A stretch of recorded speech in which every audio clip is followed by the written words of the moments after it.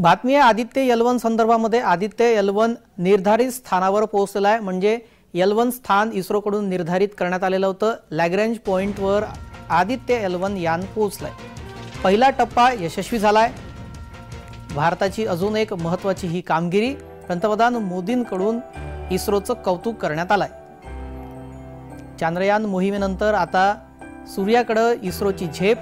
पहिलं पाऊल यशस्वीरित्या इस्रोने ठेवलेला आहे। पहिला टप्पा यशस्वीरित्या पार झालाय।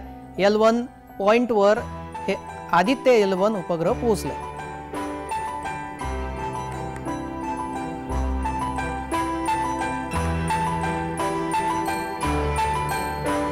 लॅग्रेंज पॉइंट म्हणजे L1 पॉइंट इथून आता सूर्याचा अभ्यास हे यान करणार आहे आणि फेब्रुवारीपर्यंत अंदाजे आपल्याला सूर्याचं HD पिक्चर फोटो पाहायला मिळेल।